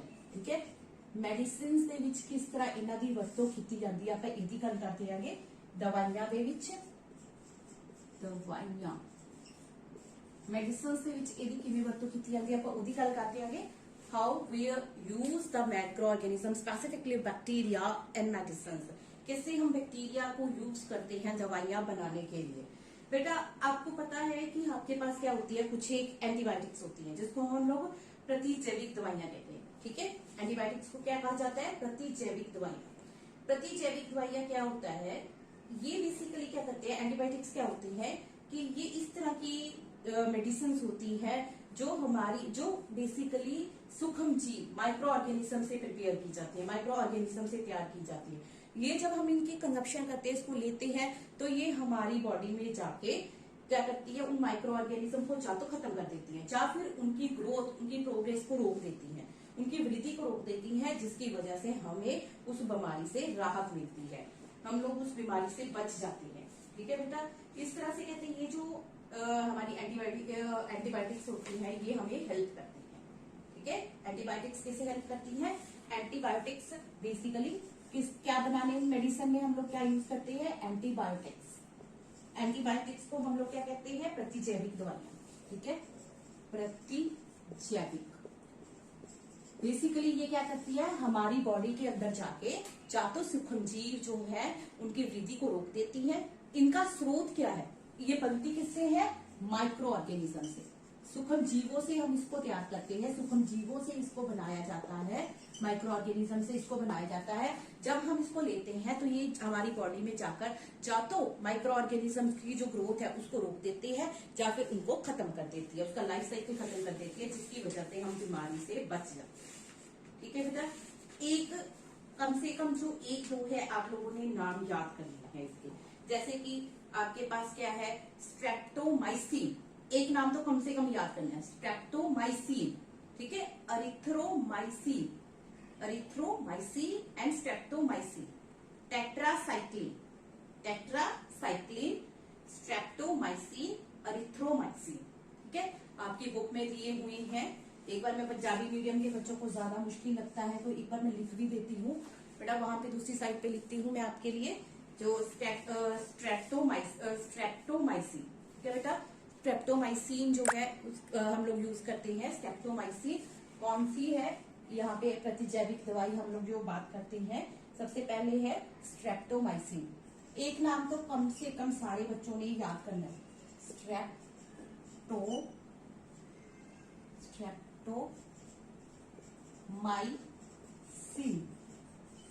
ठीक है, स्ट्रेप्टोमाइसिन, ठीक है बेटा। नेक्स्ट जो है हमारे पास एक टॉपिक है, दैट इज वैक्सीनेशन, टीकाकरण जिसको हम लोग कहते हैं। कि बेसिकली क्या है, आजकल हम लोग बात करते हैं ना, जैसे कोविड चल रहा है, ठीक है, कोविड चल रहा है तो कोविड में हम लोग डिस्कस करते हैं कि ये टीका लगवा लो, वो टीका लगवा लो, ठीक है। अब हमारे पास जो है वो क्या है, वैक्सीनेशन। नेक्स्ट टॉपिक मेरे पास है वैक्सीनेशन, जिसको हम लोग टीका कहते हैं। टीका क्या होता है, बेसिकली जो बीमारी हमें हुई नहीं, उस बीमारी के लिए हमें दवाई दी जाती है, ताकि जब उस बीमारी को करने वाला ऑर्गेनिज्म हमारी बॉडी के अंदर एंटर करे तो हम लोग क्या करते हैं, वो उस माइक्रो ऑर्गेनिज्म को हमें बीमारी करने से पहले ही खत्म करते हैं, ठीक है। क्या होता है कि पंजाबी सिक्का दस बेटा, जो कोई भी बीमारी फैलाने वाला जीवाणु साडे शरीर च दाखल होंदा है ਤਾਂ ਕੀ ਹੁੰਦਾ ਹੈਗਾ बेटा, ਸਾਡਾ शरीर ਉਹਦੇ ਤੇ ਹਮਲਾ ਕਰਦਾ ਹੈਗਾ। ਉਹਦੇ ਹਮਲੇ ਦੇ ਵਾਸਤੇ ਉਹ ਕੀ ਕਰਦਾ ਹੈ, ਐਂਟੀਬਾਡੀਜ਼ ਤਿਆਰ ਕਰਦਾ ਹੈਗਾ। ਕੀ ਤਿਆਰ ਕਰਦਾ ਹੈਗਾ, ਐਂਟੀਬਾਡੀਜ਼ ਤਿਆਰ ਕਰਦਾ ਹੈਗਾ, ਠੀਕ ਹੈ। ਐਂਟੀਬਾਡੀਜ਼ ਜਿਹਨੂੰ ਅਸੀਂ ਪ੍ਰਤੀਪਿੰਡ ਕਹਿੰਦੇ ਹੈਗੇ। ਐਂਟੀਬਾਡੀ ਕੀ ਹੁੰਦਾ ਹੈਗਾ, ਜਿਹਨੂੰ ਅਸੀਂ ਕੀ ਕਹਿੰਦੇ ਹੈਗੇ, ਪ੍ਰਤੀਪਿੰਡ, ਠੀਕ ਹੈ। ਇੰਗਲਿਸ਼ ਚ ਇਹਨੂੰ ਕਹਿੰਦੇ ਆਪਾਂ ਐਂਟੀਬਾਡੀਜ਼। ਇਹ ਐਂਟੀਬਾਡੀਜ਼ ਕੀ ਕਰਦੀਆਂ ਨੇ, ਜਦੋਂ ਕੋਈ ਵੀ ਬਿਮਾਰੀ ਫੈਲਾਉਣ ਵਾਲਾ ਜੀਵ ਹੈ ਉਹ ਸਾਡੇ ਸਰੀਰ ਚ ਐਂਟਰ ਕਰਦਾ ਹੈ, ਇਹ ਉਹਦੇ ਤੇ ਅਟੈਕ ਕਰ ਦਿੰਦੇ ਨੇ। ਆਪਣੀ ਬੋਡੀ ਦੇ ਸ਼ੋਲਡਰਸ ਨੇ, ਇਹ ਉਹਤੇ ਅਟੈਕ ਕਰਕੇ ਉਹਨਾਂ ਨੂੰ ਕੀ ਕਰਦੇ, ਖਤਮ ਕਰ ਦਿੰਦੇ ਨੇ। ਇਹਦੇ ਵਾਸਤੇ ਕੀ ਹੈ ਵੀ ਇਸ ਤੋਂ ਪਹਿਲਾਂ ਕਿ ਆਪਣੀ ਬਿਮਾਰੀ ਫੈਲਾਉਣ ਵਾਲਾ ਜੀਵ ਆਪਣੀ ਬੋਡੀ ਦੇ ਵਿੱਚ ਐਂਟਰ ਹੋਵੇ ਤਾਂ ਕੀ ਕਰਦੇ ਆ, ਆਪਣੀ ਬੋਡੀ ਦੇ ਵਿੱਚ ਕੁਝ ਅਜਿਹੀਆਂ ਦਵਾਈਆਂ ਪਹਿਲਾਂ ਤੋਂ ਮੌਜੂਦ, ਆਪਾਂ ਜਿਵੇਂ ਕਿ ਟੀਕਾਕਰਨ ਵੇਲੇ ਤੁਸੀਂ ਇਹ ਕਰ ਸਕਦੇ ਹੋ ਕਿ ਚਾਹੇ ਤਾਂ ਉਹ ਮਰੇ ਹੋਏ ਸੂਖਮ ਜੀਵ ਹੋ ਸਕਦੇ ਆ, ਤਾਂ ਆਪਣੀ ਬੋਡੀ ਨੇ ਕੀ ਕੀਤਾ ਹੁੰਦਾ ਵੀ ਜਦੋਂ ਆਪ ਨੂੰ ਟੀਕਾਕਰਨ ਕਰਦੇ ਨੇ ਤਾਂ ਇਸ ਤਰ੍ਹਾਂ ਦੇ ਪ੍ਰਤੀਪਿੰਡ ਤਿਆਰ ਕਰ ਲੈਂਦੇ ਨੇ, ਠੀਕ ਹੈ। ਤਾਂ ਆਪਣੀ ਬੋਡੀ ਕੀ ਕਰਦੀ ਹੈ ਵੀ ਯਾਦ ਰੱਖ ਲੈਂਦੀ ਹੈ, ਜਦੋਂ ਆਪਣੇ ਟੀਕਾਕਰਨ ਕੀਤਾ, ਟੀਕਾਕਰਨ ਦੇ ਨਾਲ ਆਪਣੀ ਬੋਡੀ ਨੂੰ ਲੱਗਦਾ ਵੀ ਕੋਈ ਬਿਮਾਰੀ ਆ ਗਈ ਤਾਂ ਉਹਦੇ ਖਿਲਾਫ ਲੜ ਕੇ ਉਹ ਕੀ ਕਰਦੀ ਹੈ, ਐਂਟੀਬਾਡੀਜ਼ ਤਿਆਰ ਕਰਦੀ ਹੈ। ਇਹ ਐਂਟੀਬਾਡੀਜ਼ ਆਪਣੇ ਸਟੋਰ ਰਹਿੰਦੀਆਂ ਨੇ ਬੋਡੀ ਦੇ ਵਿੱਚ। ਫਿਰ ਉਸ ਤੋਂ ਬਾਅਦ ਵੀ ਜਦੋਂ ਇਸ ਤਰ੍ਹਾਂ ਦਾ ਕੋਈ ਸੂਖਮ ਜੀਵ ਐਂਟਰ ਕਰੂਗਾ ਤਾਂ ਇਹ ਐਂਟੀਬਾਡੀਜ਼ ਕੀ ਕਰ ਦੇਣਗੀਆਂ, ਉਹਨਾਂ ਬਹੁਤ ਜਲਦੀ ਮਲਟੀਪਲਾਈ ਕਰਕੇ ਆਪਣੀ ਬੋਡੀ ਦੇ ਵਿੱਚ ਐਂਟਰ ਕਰਨ ਵਾਲੇ ਸੂਖਮ ਜੀਵ ਨੂੰ ਖਤਮ ਕਰ ਦਿੰਦੀਆਂ ਨੇ, ਠੀਕ ਹੈ ਬੇਟਾ। ਉਸ ਤੋਂ ਬਾਅਦ ਬੇਟਾ ਕੀ ਹੈਗਾ, ਆਪਣੇ ਕੋਲ ਜਿਹੜੇ ਆਪਣੇ ਮਾਈਕਰੋ ਆਰਗੇਨਿਜ਼ਮਸ ਹੈਗੇ ਉਹ ਤੁਹਾਡੇ ਜਿਹੜੇ ਹੈਗੇ ਆ ਸੋਇਲ ਦੀ ਫਰਟੀਲਿਟੀ ਨੂੰ ਇਨਕਰੀਜ਼ ਕਰਨ ਦੇ ਵਿੱਚ ਵੀ ਰੋਲ ਪਲੇ ਕਰਦੇ ਨੇ, ਠੀਕ ਹੈ। ਨੈਕਸਟ ਜਿਹੜਾ ਹੈਗਾ ਇਹ ਆਪਣੀ ਸੋਇਲ ਦੀ ਫਰਟੀਲਿਟੀ ਨੂੰ ਇਨਕਰੀਜ਼ ਕਰਨ ਦੇ ਲਈ ਵੀ ਇਹਨਾਂ ਦਾ ਮੇਨ ਰੋਲ ਹੁੰਦਾ ਹੈ, ਠੀਕ ਹੈ। Increase soil fertility. Next point ਹੈ ਮੇਰਾ ਇਨਕਰੀਜ਼ ਸੋਇਲ ਫਰਟੀਲਿਟੀ, ਠੀਕ ਹੈ ਬੇਟਾ। ਇਨਕਰੀਜ਼ ਸੋਇਲ ਫਰਟੀਲਿਟੀ ਨੂੰ ਭੂਮੀ ਦੀ ਉਪਜਾਊ ਸ਼ਕਤੀ ਨੂੰ ਵਧਾਉਣਾ, ਠੀਕ ਹੈ। ਭੂਮੀ ਦੀ ਉਪਜਾਊ ਸ਼ਕਤੀ ਵਧਾਉਣਾ, ਠੀਕ ਹੈ। ਭੂਮੀ ਦੀ ਉਪਜਾਊ ਸ਼ਕਤੀ ਨੂੰ ਵਧਾਉਣ ਦੇ ਲਈ ਵੀ ਜਿਹੜੇ ਮਾਈਕਰੋ ਆਰਗੇਨਿਜ਼ਮ ਹੈ ਉਹ ਰੋਲ ਪਲੇ ਕਰਦੇ ਨੇ। ਤਾਂ ਜਿਵੇਂ ਤੁਹਾਡੇ ਕੋਲ ਕੀ ਹੈਗਾ, ਕੁਝ ਸੂਖਮ ਜੀਵ, ਜਿਵੇਂ ਤੁਹਾਡੇ ਕੋਲ ਆਪਣੇ ਕੋਲ ਆਪਾਂ ਕੁਝ ਇੱਕ ਬੈਕਟੀਰੀਆ ਹੁੰਦੇ ਨੇ, ਠੀਕ ਹੈ, ਨੀਲੀ ਹਰੀ ਕਾਈ ਹੁੰਦੀ ਹੈਗੀ। ਇਹ ਕੀ ਕਰਦੇ ਨੇ, ਆਪਣੀ ਨਾਈਟ੍ਰੋਜਨ ਜਿਹੜੀ ਵਾਤਾਵਰਣ ਦੇ ਵਿੱਚ ਮੌਜੂਦ ਹੈਗੀ ਉਹਨੂੰ ਸੋਇਲ ਦੇ ਵਿੱਚ ਫਿਕਸ ਕਰ ਦਿੰਦੇ ਨੇ ਤੇ ਉਹਦੇ ਨਾਲ ਕਹਿੰਦਾ ਕੀ ਹੈਗਾ, ਫਿਰ ਉਹ ਨਾਈਟ੍ਰੋਜਨ ਦੀ ਕਮੀ ਜਿਹੜੀ ਹੁੰਦੀ ਹੈ ਉਹ ਪੂਰੀ ਹੋ ਜਾਂਦੀ ਹੈ। ਜੇ ਮਿੱਟੀ ਦੇ ਵਿੱਚ ਨਾਈਟ੍ਰੋਜਨ ਦੀ ਕਮੀ ਹੈ ਤਾਂ ਉਹ ਨਾਈਟ੍ਰੋਜਨ ਦੀ ਕਮੀ ਨੂੰ ਕੀ ਕਰ ਸਕਦੇ ਨੇ, ਪੂਰਾ ਕਰ ਸਕਦੇ ਨੇ, ਠੀਕ ਹੈ ਬੇਟਾ। ਤਾਂ ਇਸ ਤਰ੍ਹਾਂ ਜਿਹੜੇ ਤੁਹਾਡੇ ਕੋਲ ਕੀ ਹੈ, ਰਾਈਜ਼ੋਬੀਅਮ ਵਰਗੇ ਜਿਹੜੇ ਹੈਗੇ ਨੇ, ਰਾਈਜ਼ੋਬੀਅਮ ਵਰਗੇ ਬੈਕਟੀਰੀਆ ਜਿਹੜੇ ਹੁੰਦੇ ਨੇ ਉਹ ਕੀ ਹੈ, ਬੇਸਿਕਲੀ ਇਹ ਜਿਹੜੇ ਹੁੰਦੇ ਨੇ ਰਾਈਜ਼ੋਬੀਅਮ ਬੈਕਟੀਰੀਆ ਦੀ ਗੱਲ ਕਰੀਏ, ਠੀਕ ਹੈ। ਰਾਈਜ਼ੋਬੀਅਮ ਇਹ ਜਿਹੜੇ ਤੁਹਾਡੇ ਲੈਗਿਊਮਿਨਸ ਪਲਾਂਟਸ ਹੁੰਦੇ ਨੇ, ਲੈਗਿਊਮਿਨਸ ਪਲਾਂਟਸ ਦੀਆਂ ਰੂਟਸ ਦੇ ਵਿੱਚ ਰਹਿੰਦੇ ਨੇ। ਤਾਂ ਇਹ ਸਿਰਫ ਲੈਗੂਮੀਨਸ ਪਲਾਂਟਸ ਦੇ ਰੂਟ ਦੇ ਵਿੱਚ ਹੀ ਨਾਈਟ੍ਰੋਜਨ ਨੂੰ ਫਿਕਸ ਕਰ ਸਕਦੇ ਨੇ। ਠੀਕ ਹੈ, ਪੰਜਾਬੀ ਚ ਵੀ ਦੇਖ ਲਓ ਬੇਟਾ, ਇੱਧਰ ਲਿਖਦਾ ਹੈ ਰਾਈਜ਼ੋਬੀਅਮ। ਠੀਕ ਹੈ ਬੇਟਾ, ਰਾਈਜ਼ੋਬੀਅਮ ਜਿਹੜਾ ਹੈਗਾ ਇਹ ਬੈਕਟੀਰੀਆ ਹੈਗਾ ਜਿਹੜਾ ਨਾਈਟ੍ਰੋਜਨ ਨੂੰ ਫਿਕਸ ਕਰਦਾ ਹੈਗਾ, ਸਥਿਰੀਕਰਨ ਕਰਦਾ ਹੈਗਾ, ਜਿਹਦੇ ਨਾਲ ਆਪਣੀ ਜਿਹੜੀ ਹੈਗੀ ਦੀ ਮਿੱਟੀ ਦੀ ਉਪਜਾਊ ਸ਼ਕਤੀ ਵੱਧ ਜਾਂਦੀ ਹੈ, ਭੂਮੀ ਦੀ ਉਪਜਾਊ ਸ਼ਕਤੀ ਵੱਧ ਜਾਂਦੀ ਹੈ। ਨੈਕਸਟ ਬੇਟਾ ਵਾਤਾਵਰਣ ਦੀ ਸਫਾਈ। ਨੈਕਸਟ ਜਿਹੜਾ ਪੁਆਇੰਟ ਹੈ ਉਹ ਕੀ ਹੈ ਵਾਤਾਵਰਣ ਦੀ ਸਫਾਈ ਦੇ ਵਿੱਚ ਵੀ ਇਹ ਜਿਹੜੇ ਆਪਣੇ ਮਾਈਕਰੋ ਆਰਗੈਨਿਜ਼ਮ ਹੈ ਰੋਲ ਪਲੇ ਕਰਦੇ ਨੇ। ਇਨਵਾਇਰਨਮੈਂਟਲ ਕਲੀਨਿੰਗਨੈਸ। ਠੀਕ ਹੈ, ਇਨਵਾਇਰਨਮੈਂਟਲ ਕਲੀਨਿੰਗਨੈਸ ਦੇ ਵਿੱਚ ਵੀ ਕੀ ਹੈਗਾ, ਕਲੀਨਿੰਗਨੈਸ ਦੇ ਵਿੱਚ ਵੀ ਜਿਹੜਾ ਹੈਗਾ ਇਹਨਾਂ ਦਾ ਰੋਲ ਹੈਗਾ। ਇਹ ਵਾਤਾਵਰਣ ਦੇ ਵਿੱਚ ਜਿਹੜਾ ਹੈਗਾ ਵਾਤਾਵਰਣ ਦੀ ਸਫਾਈ ਦੇ ਵਿੱਚ ਰੋਲ ਪਲੇ ਕਰਦੇ ਨੇ, ਵਾਤਾਵਰਣ ਦੀ ਸਫਾਈ। ਠੀਕ ਹੈ ਬੇਟਾ, ਇਹ ਕੀ ਹੈਗਾ, ਕੋਈ ਵੀ ਜਿਹੜਾ ਵਾਤਾਵਰਣ ਤੁਹਾਡੇ ਕੋਲ ਫਲ ਪੌਦਿਆਂ ਦੇ ਜਾਂ ਸਬਜ਼ੀਆਂ ਦੀ ਰਹਿੰਦ ਹੁੰਦਾ ਹੈਗੀ ਉਹਨਾਂ ਦਾ ਘਟਨ ਕਰਕੇ ਆਪਣੇ ਕੂੜੇ ਦੇ ਵਿੱਚ ਮਿਲਾ ਦਿੰਦੇ ਨੇ, ਜਿਹਦੇ ਨਾਲ ਆਪਾਂ ਨੂੰ ਇਹ ਕੂੜੇ ਤੋਂ ਵੀ ਰਾਹਤ ਮਿਲਦੀ ਹੈ ਤੇ ਉਹਦੇ ਨਾਲ ਆਪਣੀ ਖਾਦ ਵੀ ਤਿਆਰ ਹੋ ਸਕਦੀ ਹੈਗੀ। ਠੀਕ ਹੈ, ਇਹ ਜਿਹੜੇ ਸੀਗੇ ਤੁਹਾਡੇ ਕੋਲ ਇੰਪੋਰਟੈਂਸ ਯੂਜ਼ਸ ਸੀਗੇ। ਹੁਣ ਜਲਦੀ ਆਪਾਂ ਕੀ ਹੈਗਾ ਆਪਣੇ ਕੋਲ ਕਹਿੰਦਾ ਹਾਨੀਕਾਰਕ ਵੀ ਨੇ। ਠੀਕ ਹੈ, ਇੱਕ ਵਾਰ ਫਿਰ ਤੋਂ ਬੇਟਾ ਦੇਖ ਲਓ, ਇੱਕ ਵਾਰ ਫਿਰ ਤੋਂ ਸੁਣ ਲਓ ਕੀ ਹੈਗਾ। ਪਹਿਲਾ ਪੁਆਇੰਟ ਤੁਹਾਡੇ ਕੋਲ ਯੂਜ਼ਫੁਲ ਮਾਈਕਰੋ ਆਰਗੈਨਿਜ਼ਮ ਦਾ। ਪਹਿਲਾਂ ਤਾਂ ਆਪਾਂ ਘਰਾਂ ਦੇ ਵਿੱਚ ਇਹਦੀ ਵਰਤੋਂ ਕਰਦੇ ਹਾਂ। ਘਰਾਂ ਦੇ ਵਿੱਚ ਕਾਹਦੇ ਵਾਸਤੇ ਯੂਜ਼ ਕਰਦੇ ਆ, ਦਹੀਂ ਵਗੈਰਾ ਬਣਾਉਣ ਵਾਸਤੇ, ਦਹੀਂ ਕੇਕ ਹੋ ਗਿਆ। ਠੀਕ ਹੈ, ਦਹੀਂ ਕੇਕ, ਹੋਰ ਆਪਾਂ ਕੀ ਕੀਤਾ ਸੀ, ਬ੍ਰੈਡਸ ਕੀਤੇ ਸੀਗੇ। ਠੀਕ ਹੈ, ਮੈਂ ਇੰਗਲਿਸ਼ ਪੰਜਾਬੀ ਜਾਣ ਕੇ ਲਿਖ ਰਹੀ ਹਾਂ ਤਾਂ ਕਿ ਦੋਨੋਂ ਜਿਹੜੇ ਬੱਚੇ ਆਪਣੇ ਉਹਨਾਂ ਨੂੰ ਹੈਲਪ ਹੋ ਸਕੇ। ਬੇਟਾ ਉਸ ਤੋਂ ਬਾਅਦ ਇੰਡਸਟਰੀਅਲ ਬੈਨੀਫਿਟਸ ਦੀ ਆਪਾਂ ਗੱਲ ਕੀਤੀ ਸੀ, ਵਪਾਰਕ ਬੈਨੀਫਿਟਸ ਦੀ। ਠੀਕ ਹੈ, ਇਹਦੇ ਵਿੱਚ ਆਪਾਂ ਅਲਕੋਹਲ ਕੀਤਾ ਸੀ। ਠੀਕ ਹੈ, ਅਲਕੋਹਲ ਕੀਤਾ ਸੀ, ਐਸਿਟਿਕ ਐਸਿਡ ਕੀਤਾ ਸੀ। ਠੀਕ ਹੈ, ਉਸ ਤੋਂ ਇਲਾਵਾ ਜਿਹੜਾ ਹੈਗਾ ਆਪਾਂ ਨੇ ਉਸ ਤੋਂ ਬਾਅਦ ਕੀਤਾ ਸੀ ਦਵਾਈਆਂ ਦੇ ਵਿੱਚ, ਮੈਡੀਸਿਨਸ ਦੇ ਵਿੱਚ। ਠੀਕ ਹੈ, ਮੈਡੀਸਿਨਸ ਦੇ ਵਿੱਚ ਜਿਹੜੇ ਪ੍ਰਤੀਜੈਵਿਕ ਦਵਾਈਆਂ ਨੇਗੀਆਂ ਉਹਨਾਂ ਦੇ ਵਿੱਚ ਆਪਾਂ ਵਰਤੋਂ ਕਰਦੇ ਆਂਗੇ। ਉਸ ਤੋਂ ਬਾਅਦ ਆਪਾਂ ਕੀਤਾ ਸੀਗਾ ਵੀ ਟੀਕਾਕਰਨ ਜਿਹੜਾ ਹੈਗਾ, ਟੀਕੇ ਬਣਾਉਣ ਦੇ ਵਿੱਚ, ਵੈਕਸੀਨ ਬਣਾਉਣ ਦੇ ਵਿੱਚ ਵੀ ਇਹਦੀ ਵਰਤੋਂ ਕੀਤੀ ਜਾਂਦੀ ਹੈ। ਕਿਉਂਕਿ ਵੈਕਸੀਨ ਕੀ ਹੈ, ਬੇਸਿਕਲੀ ਉਹ ਜੀਵ ਮ੍ਰਿਤ ਹਾਲਤ ਦੇ ਵਿੱਚ ਜਾਂ ਕਮਜ਼ੋਰ ਹਾਲਤ ਦੇ ਵਿੱਚ ਬੋਡੀ ਦੇ ਵਿੱਚ ਇੰਟਰੋਡਿਊਸ ਕਰਵਾਏ ਜਾਂਦੇ ਨੇ ਜਿਹੜੇ ਕਿ ਕੋਈ ਬਿਮਾਰੀ ਕਰਦੇ ਨੇ। ਠੀਕ ਹੈ, ਐਂਡ ਉਹਦੇ ਨਾਲ ਆਪਣੀ ਐਂਟੀਬਾਡੀਜ਼ ਤਿਆਰ ਕਰਵਾਈਆਂ ਜਾਂਦੀਆਂ ਨੇ। ਉਸ ਤੋਂ ਬਾਅਦ ਬੇਟਾ ਆਪਾਂ ਕੀ ਕੀਤਾ ਸੀਗਾ, ਸੋਇਲ ਫਰਟੀਲਿਟੀ ਨੂੰ ਇਨਕਰੀਜ਼ ਕਰਨ ਦੇ ਵਿੱਚ। ਠੀਕ ਹੈ, ਫਰਟੀਲਿਟੀ। ਉਸ ਤੋਂ ਬਾਅਦ ਆਪਾਂ ਜਿਹੜਾ ਪੁਆਇੰਟ ਕੀਤਾ ਸੀਗਾ ਨੈਕਸਟ ਤੁਹਾਡੇ ਕੋਲ ਜਿਹੜਾ ਪੁਆਇੰਟ ਆਇਆ ਸੀ ਉਹ ਸੀਗਾ ਇਨਵਾਇਰਨਮੈਂਟ ਦੀ ਕਲੀਨਿੰਗਨੈਸ। ਠੀਕ ਹੈ, ਇਨਵਾਇਰਨਮੈਂਟ ਕਲੀਨਿੰਗਨੈਸ। ਠੀਕ ਹੈ, ਇਨਵਾਇਰਨਮੈਂਟ ਦੀ ਕਲੀਨਿੰਗਨੈਸ, ਵਾਤਾਵਰਣ ਦੀ ਸਾਫ਼ ਸਫਾਈ ਦੇ ਵਿੱਚ ਵੀ ਆਪਾਂ ਇਹਦਾ ਰੋਲ ਕੀਤਾ ਸੀਗਾ। ਠੀਕ ਹੈ, ਵਾਤਾਵਰਣ ਨੂੰ ਸਾਫ਼ ਰੱਖਣ ਦੇ ਵਿੱਚ ਵੀ ਜਿਹੜੇ ਆਪਣੇ ਸੂਖਮ ਜੀਵ ਆ ਉਹ ਰੋਲ ਪਲੇ ਕਰਦੇ ਨੇ, ਇਹ ਆਪਾਂ ਗੱਲ ਕੀਤੀ ਸੀਗੀ। ਠੀਕ ਹੈ ਬੇਟਾ, ਇਹ ਜਿਹੜੇ ਹੈਗੇ ਨੇ ਕੁਝ ਪੁਆਇੰਟਸ ਨੇ ਜਿਹੜੇ ਯੂਜ਼ਫੁਲ ਨੇ ਇਸ ਵਾਸਤੇ ਨੇ। ਹੁਣ ਆਪਾਂ ਫਟਾਫਟ ਜਿਹੜਾ ਹੈਗਾ ਹਾਰਮਫੁਲ ਵੀ ਡਿਸਕਸ ਕਰੀਏ ਤਾਂ ਕਿ ਤੁਹਾਡਾ ਜਿਹੜਾ ਅੱਧੇ ਘੰਟੇ ਦੀ ਵੀਡੀਓ ਦਾ ਲੌਗ ਹੈ ਉਹ ਪੂਰਾ ਹੋਵੇ। ਵੀ ਅੱਧੇ ਘੰਟੇ ਦੇ ਵਿੱਚ ਆਪਾਂ ਨੇ ਇਹ ਰਿਵੀਜ਼ਨ ਜਿਹੜੀ ਹੈਗੀ ਹੈ ਖਤਮ ਕਰ ਲਈ। ਠੀਕ ਹੈ, ਤਾਂ ਬੇਟਾ ਇਹਦੇ ਵਿੱਚ ਉਸ ਤੋਂ ਬਾਅਦ ਹਾਨੀਕਾਰਕ ਸੂਖਮ ਜੀਵ। ਮੇਨ ਹਾਨੀਕਾਰਕ ਕੀ ਹੈਗਾ ਵੀ ਸੂਖਮ ਜੀਵ ਆਪਣੇ ਵਿੱਚ ਬਹੁਤ ਸਾਰੀਆਂ ਬਿਮਾਰੀਆਂ ਕਰਦੇ ਨੇ, ਚਾਹੇ ਹਿਊਮਨ ਬੀਇੰਗਸ ਹੋ ਗਏ ਉਹਨਾਂ ਦੇ ਵਿੱਚ, ਚਾਹੇ ਪੌਦੇ ਹੋ ਗਏ ਉਹਨਾਂ ਦੇ ਵਿੱਚ, ਚਾਹੇ ਤੁਹਾਡੇ ਜੰਤੂ ਹੋ ਗਏ ਉਹਨਾਂ ਦੇ ਵਿੱਚ, ਸਾਰਿਆਂ ਦੇ ਵਿੱਚ ਜਿਹੜੇ ਹੈਗੇ ਨੇ ਇਹ ਬਿਮਾਰੀਆਂ ਫੈਲਾਉਣ ਦਾ ਕਾਰਨ ਬਣਦੇ ਨੇ। ਇਸ ਕਰਕੇ ਕਹਿੰਦਾ ਆਪਾਂ ਕੀ ਕਹਿੰਦੇ ਹੈਗੇ ਵੀ ਹਾਰਮਫੁਲ ਬਹੁਤ ਆਪਣੇ ਲਈ ਇਹ ਨੁਕਸਾਨਦਾਇਕ ਨੇ। ਜਿੰਨੇ ਵੀ ਤੁਹਾਡੇ ਕੋਲ ਫਾਇਦੇ ਨੇ ਉਨੇ ਹੀ ਇਹਦੇ ਨੁਕਸਾਨ ਵੀ ਨੇ। Harmful microorganisms. ਠੀਕ ਹੈ, ਹਾਰਮਫੁਲ ਮਾਈਕਰੋ ਆਰਗੈਨਿਜ਼ਮ ਨੂੰ ਆਪਾਂ ਕੀ ਕਹਾਂਗੇ, ਹਾਨੀਕਾਰਕ ਸੂਖਮ ਜੀਵ। ਠੀਕ ਹੈ ਬੇਟਾ, ਹਾਨੀਕਾਰਕ ਸੂਖਮ ਜੀਵ ਜਿਹੜੇ ਹੈਗੇ ਨੇ ਇਹ ਦੇਖੋ ਤੁਹਾਡੇ ਕੋਲ ਕੀ ਹੈ, ਕਹਿੰਦਾ ਇਹ ਬਿਮਾਰੀਆਂ ਫੈਲਾਉਂਦੇ ਨੇ। ਠੀਕ ਹੈ, ਬੇਸਿਕਲੀ ਲਾਗ ਦੇ ਰੋਗ, ਕਮਿਊਨੀਕੇਬਲ ਡਿਜ਼ੀਜ਼ਸ ਕਰਨ ਦੇ ਲਈ ਇਹ ਰਿਸਪੌਂਸਿਬਲ ਹੁੰਦੇ ਨੇ। ਲਾਗ ਦੇ ਰੋਗ। ਠੀਕ ਹੈ, ਲਾਗ ਦੇ ਰੋਗ ਨੂੰ ਆਪਾਂ ਕੀ ਕਹਿੰਦੇ ਆ ਇੰਗਲਿਸ਼ ਦੇ ਵਿੱਚ, ਕਮਿਊਨੀਕੇਬਲ ਡਿਜ਼ੀਜ਼ਸ।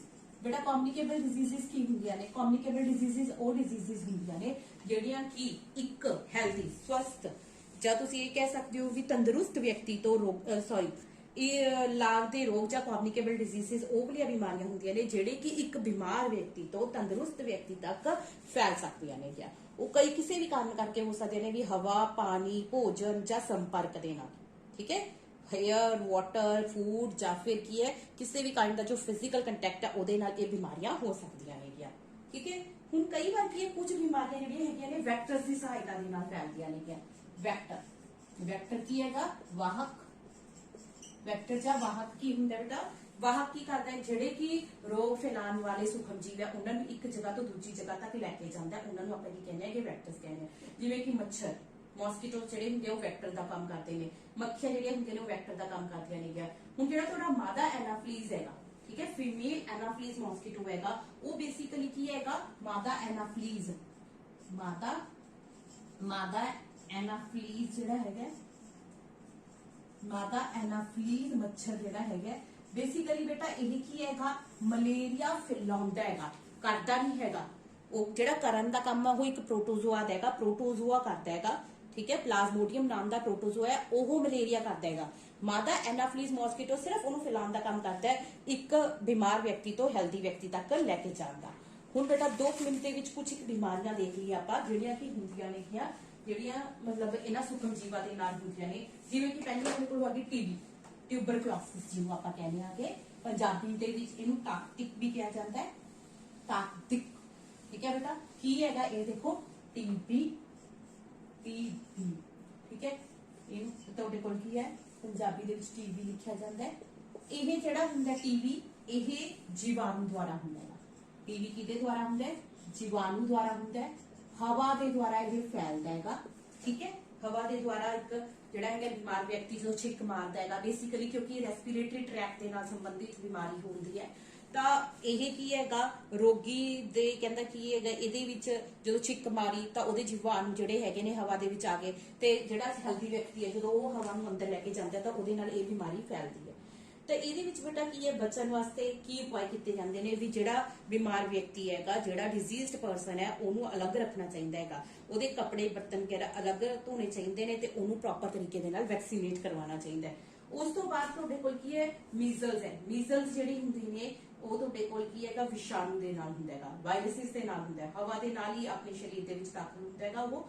ਤੇ ਇਹਦੇ ਵੀ ਇਹੀ ਕਾਰਨ ਹੈ ਵੀ ਆਪਾਂ ਜਿਹੜਾ ਹੈਗਾ ਬਿਮਾਰ ਵਿਅਕਤੀ ਨੂੰ ਅਲੱਗ ਰੱਖੀਏ, ਠੀਕ ਹੈ। ਪੰਜਾਬੀ ਦੇ ਵਿੱਚ ਲਿਖ ਦਿੰਦੀ ਆ ਕਿਉਂਕਿ ਮੀਜ਼ਲਸ ਬੇਟਾ, ਮੀਜ਼ਲਸ ਜਿਹੜੇ ਹੁੰਦੇ ਨੇ ਇਹ ਕਾਹਦੇ ਨਾਲ ਹੁੰਦੇ ਨੇ? ਵਿਸ਼ਾਣੂ ਦੇ ਨਾਲ, ਵਿਸ਼ਾਣੂ ਦੇ ਨਾਲ।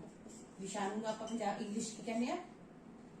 ਕਹਿੰਦੇ ਆ ਵਾਇਰਸ, ਠੀਕ ਹੈ। ਬੋਲਿਆ ਕਰੋ ਨਾਲ ਨਾਲ ਜਦੋਂ ਮੈਂ ਪੜ੍ਹਾ ਰਹੀ ਹੋਵਾਂ। ਉਸ ਤੋਂ ਬਾਅਦ ਚਿਕਨ ਪੌਕਸ ਵੀ ਵਿਸ਼ਾਣੂ ਦੇ ਨਾਲ ਹੁੰਦਾ ਹੈਗਾ, ਪੋਲੀਓ ਹੈ ਉਹ ਵੀ ਵਿਸ਼ਾਣੂ ਦੇ ਨਾਲ ਹੁੰਦਾ ਹੈਗਾ, ਵਾਇਰਸਿਸ ਦੇ ਨਾਲ ਹੁੰਦਾ ਹੈਗਾ, ਹਵਾ ਦੇ ਨਾਲ ਇਹ ਫੈਲਦੇ ਨੇ।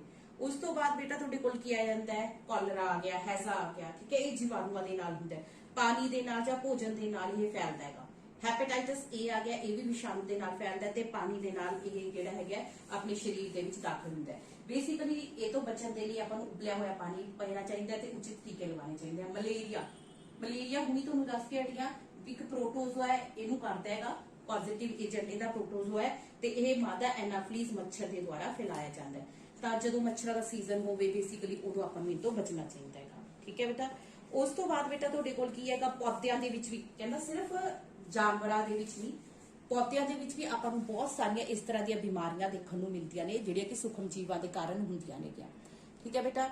ਕੀ ਹੈਗਾ ਇਹਦੇ ਵਿੱਚ? ਕੁਝ ਇੱਕ ਬਿਮਾਰੀਆਂ ਮੈਂ ਤੁਹਾਨੂੰ ਦੱਸਦਾ। ਪਹਿਲੀ ਹੈਗੀ ਸਿਟਰਸ ਕੈਂਕਰ, ਠੀਕ ਹੈ। ਆਪਾਂ ਨੇ ਜਿਹੜੀ ਹੈਗੀ ਹੈ ਇਨਸਾਨ ਦੇ ਵਿੱਚ ਜਾਂ ਜਾਨਵਰ ਦੇ ਵਿੱਚ ਗੱਲ ਕਰ ਲਈ।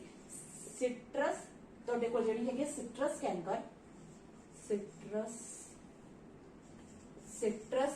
ਸਿਟਰਸ ਜਿਹਨੂੰ ਅਸੀਂ ਕੀ ਹੈਗਾ? ਕੈਂਕਰ। ਸਿਟਰਸ ਕੈਂਕਰ ਜੀਵਾਣੂਆਂ ਦੇ ਦੁਆਰਾ ਫੈਲਣ ਵਾਲੀ ਬਿਮਾਰੀ ਹੈ, ਕੈਂਕਰ, ਸਿਟਰਸ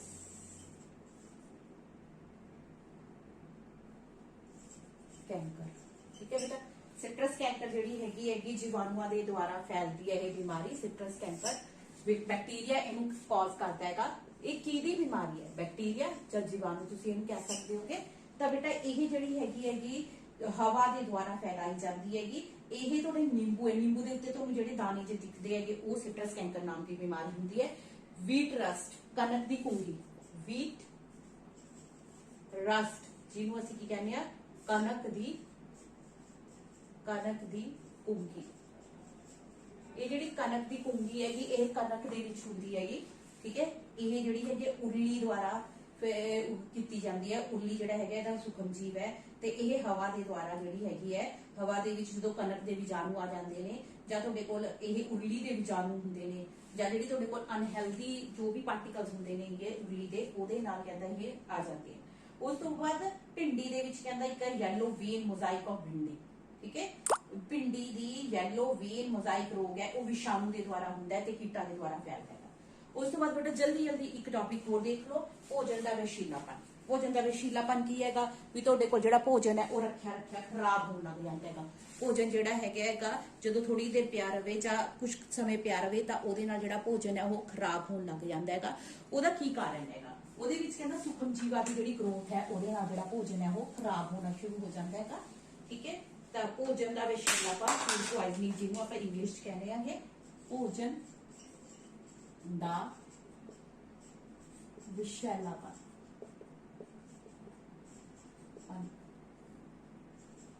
ਜਿਹਨੂੰ ਆਪਾਂ ਕੀ ਕਹਿੰਦੇ ਆਂਗੇ ਫੂਡ ਪੋਇਜ਼ਨਿੰਗ,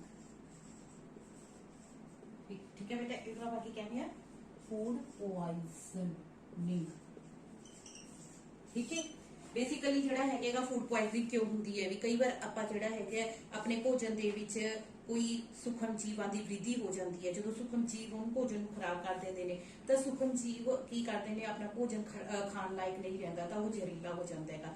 ਤਾਂ ਅਜਿਹੇ ਭੋਜਨ ਖਾਣ ਦੇ ਨਾਲ ਕਹਿੰਦਾ ਵਿਅਕਤੀ ਜਿਹੜਾ ਪਰਸਨ ਹੈ ਉਹ ਬਹੁਤ ਸੀਰੀਅਸਲੀ ਬਿਮਾਰ ਵੀ ਹੋ ਸਕਦਾ ਤੇ ਕਈ ਵਾਰ ਤਾਂ ਉਹਨਾਂ ਦੀ ਮੌਤ ਵੀ ਹੋ ਸਕਦੀ ਹੈ।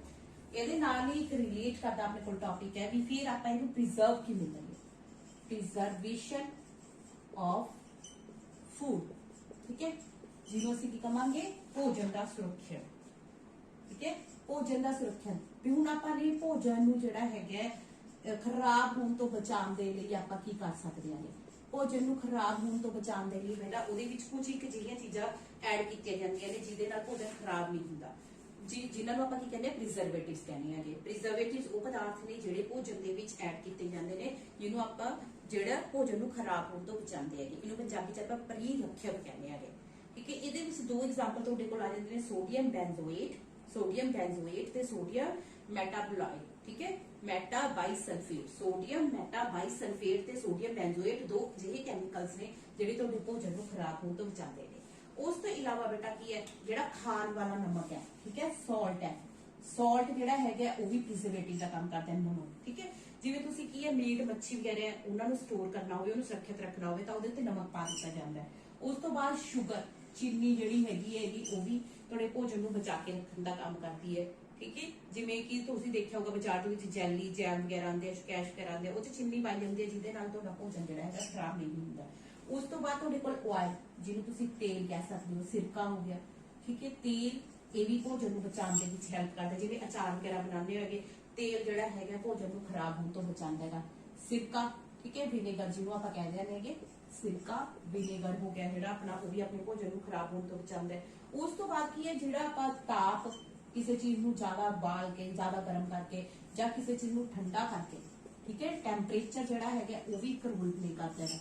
ਇਹਦੇ ਵਿੱਚ ਮੇਰਾ ਲਾਸਟ ਟੌਪਿਕ ਜਿਹੜਾ ਆਪਾਂ ਡਿਸਕਸ ਕਰ ਰਹੇ ਹਾਂ ਕਿ ਪੈਸਚਰਾਈਜ਼ੇਸ਼ਨ ਆਫ ਮਿਲਕ। ਪਾਸਚਰਾਈਜ਼ੇਸ਼ਨ ਆਫ ਮਿਲਕ ਕੀ ਹੈ, ਦੁੱਧ ਆਉਂਦਾ ਬਾਜ਼ਾਰ ਦੇ ਵਿੱਚ ਪੈਕਟਾਂ ਦੇ ਵਿੱਚ, ਉਹ ਦੁੱਧ ਬਹੁਤ ਸਮੇਂ ਤੱਕ ਖਰਾਬ ਨਹੀਂ ਹੁੰਦਾ। ਉਹ ਕਿਉਂ ਨਹੀਂ ਖਰਾਬ ਹੁੰਦਾ ਬੇਟਾ? ਕਿਉਂਕਿ ਉਹਦੇ ਵਿੱਚ ਉਹਦੀ ਪੈਸਚਰਾਈਜ਼ੇਸ਼ਨ ਕੀਤੀ ਹੁੰਦੀ ਹੈ, ਪਾਸਚਰੀਕਰਨ ਕੀਤਾ ਹੁੰਦਾ ਹੈ। ਪਾਸਚਰੀਕਰਨ ਕੀ ਹੁੰਦਾ ਹੈਗਾ ਵੀ ਪਹਿਲਾਂ ਆਪਾਂ ਦੁੱਧ ਨੂੰ 70 ਡਿਗਰੀ ਸੈਲਸੀਅਸ ਦੇ ਉੱਪਰ 15 ਤੋਂ 30 ਸੈਕਿੰਡ, ਸਿਰਫ 15 ਤੋਂ 30 ਸੈਕਿੰਡ ਦੇ ਲਈ ਕਹਿੰਦਾ ਉਹਨੂੰ ਕੀ ਕੀਤਾ ਜਾਂਦਾ, ਗਰਮ ਕੀਤਾ ਹੈ। ਫਿਰ ਉਹਨੂੰ ਕੀ ਇੱਕਦਮ ਠੰਡਾ ਕਰ ਦੋ, ਹੌਲੀ ਹੌਲੀ ਨਹੀਂ ਠੰਡਾ ਹੁੰਦੇ ਨਾ, ਬਲਕਿ ਇੱਕਦਮ ਠੰਡਾ ਕਰ ਦੇਣਾ, ਜਿਹਦੇ ਨਾਲ ਕਹਿੰਦਾ ਉੱਥੇ ਸੂਖਮ ਜੀਵਾਂ ਦਾ ਜਿਹੜਾ ਵਾਧਾ ਨਹੀਂ ਹੁੰਦਾ। ਇਹਦੇ ਕਰਕੇ ਕਹਿੰਦਾ ਕੀ ਹੈਗਾ ਕੁਝ ਦਿਨਾਂ ਤੱਕ ਵੀ ਤੁਸੀਂ ਦੁੱਧ ਨੂੰ ਸਟੋਰ ਰੱਖ ਸਕਦੇ ਹੈਗੇ, ਠੀਕ ਹੈ ਬੇਟਾ। ਇਹਨੂੰ ਤੁਸੀਂ ਕਹਿੰਦੇ ਪੈਸਚਰਾਈਜ਼ੇਸ਼ਨ ਜਾਂ ਪਾਸਚਰੀਕਰਨ ਪੰਜਾਬੀ ਦੇ ਵਿੱਚ ਕਹਿੰਦੇ ਹੈਗੇ। ਤਾਂ ਭੋਜਨ ਨੂੰ ਕਹਿੰਦਾ ਸੁਕਾ ਕੇ ਵੀ ਉਹਨਾਂ ਦਾ ਭੰਡਾਰਨ ਕੀਤਾ ਜਾਂਦਾ, ਜਿਵੇਂ ਸੁੱਕੇ ਮੇਵੇ ਆਉਂਦੇ ਨੇ ਤਾਂ ਸੁੱਕੇ ਮੇਵੇ ਜਿਹੜੇ ਹੁੰਦੇ ਨੇ, ਸੁੱਕੀ ਚੀਜ਼ ਹੈ ਉਹਦੇ ਵਿੱਚ ਜੀਵਾਣੂ ਗਰੋ ਨਹੀਂ ਕਰਦੇ। ਇਸ ਤੋਂ ਬਾਅਦ ਬੇਟਾ ਇੱਕ ਛੋਟਾ ਜਿਹਾ ਟੌਪਿਕ ਤੁਹਾਡਾ ਬਚਿਆ ਨਾਈਟ੍ਰੋਜਨ ਸਥਿਰੀਕਰਨ ਤੇ ਨਾਈਟ੍ਰੋਜਨ ਸਾਈਕਲ ਚੱਕਰ। ਨਾਈਟ੍ਰੋਜਨ ਸਥਿਰੀਕਰਨ ਆਪਾਂ ਕਹਿ ਦਿੱਤਾ ਵੀ ਕੁਝ ਸੂਖਮ ਜੀਵ ਜਿਹੜੇ ਹੁੰਦੇ ਨੇ ਉਹ ਕੀ ਕਰਦੇ ਨੇ, ਜਿਵੇਂ ਕਿ ਆਪਾਂ ਨੇ ਕੀ ਕੀਤਾ ਸੀ, ਰਾਈਜ਼ੋਬੀਅਮ ਕੀਤਾ ਸੀ। ਰਾਈਜ਼ੋਬੀਅਮ ਮੈਂ ਪਹਿਲਾਂ ਤੁਹਾਨੂੰ ਡਿਸਕਸ ਕਰ ਚੁੱਕੀ ਆ ਵੀ ਉਹ ਫਲੀਦਾਰ ਪੌਦਿਆਂ ਦੀਆਂ ਜੜ੍ਹਾਂ ਦੇ ਵਿੱਚ ਨਾਈਟ੍ਰੋਜਨ ਨੂੰ ਫਿਕਸ ਕਰ ਦਿੰਦਾ, ਜਿਹਦੇ ਨਾਲ ਕਹਿੰਦਾ ਕੀ ਹੈਗਾ ਫਿਰ ਤੁਹਾਡਾ ਜਿਹੜਾ ਹੈਗਾ ਉਹ ਫਲੀਦਾਰ ਪੌਦਿਆਂ ਦੇ ਵਿੱਚ ਨਾਈਟ੍ਰੋਜਨ ਵਗੈਰਾ ਨਾਲ ਰਿਲੇਟਡ ਯੂਰੀਆ ਵਗੈਰਾ ਪਾਉਣ ਦੀ ਲੋੜ ਨਹੀਂ ਪੈਂਦੀ। ਇਸ ਤੋਂ ਬਾਅਦ ਬੇਟਾ 2 ਮਿੰਟ ਦੇ ਵਿੱਚ ਸਿਰਫ ਆਪਾਂ ਇੱਕ ਲਾਸਟ ਟੌਪਿਕ ਦੇਖ ਲਈਏ, ਉਹ ਹੈਗਾ ਨਾਈਟ੍ਰੋਜਨ ਚੱਕਰ।